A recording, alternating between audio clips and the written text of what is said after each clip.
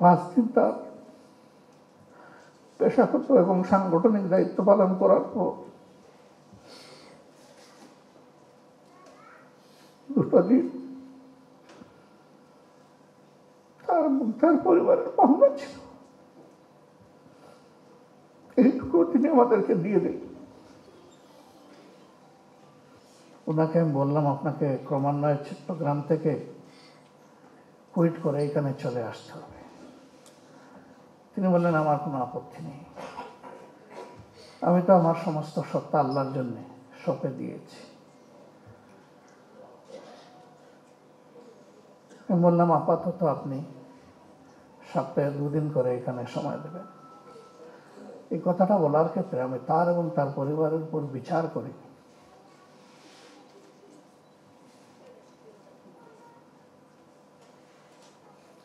5 দিন তার পেশাগত এবং সাংগঠনিক দায়িত্ব পালন করার পর 2 দিন তার পরিবারের পাওনা ছিল, এইটুকু তিনি আমাদেরকে দিয়ে দেন। যখনই প্রয়োজন হতো বলতাম যে আগামী অমুক তারিখে আপনাকে অমুক দেশে এতটুকুন সময়ের জন্য যেতে হবে। কখনোই একটিবারের জন্য বলেননি আমার তো অন্য একটা অ্যাসাইনমেন্ট আছে। কাবিল সব মশার বিরুদ্ধে সুরক্ষা দিতে এলো বসুন্ধরা এক্সট্রিম অ্যারোসল। মশার বিরুদ্ধে এক্সট্রিম সুরক্ষা।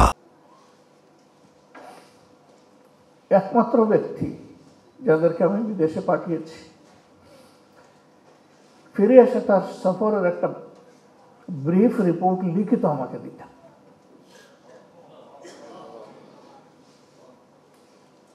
হাতে যাওয়ার সময় কিছু হাত খরচ দিতাম,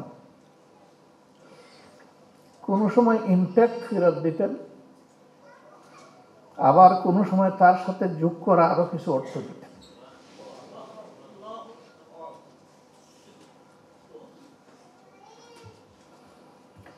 আমি জিজ্ঞেস করতাম যে আপনাকে দেওয়া হয়েছে তো বাকিটা করতে গিয়ে আসলো। বলতেন যে ওই সফরে কিছু মানুষ আমাকে গিফট করেছে।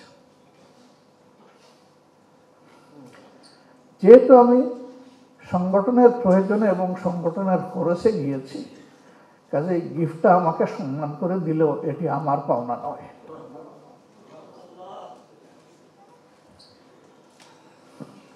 হে আল্লাহ,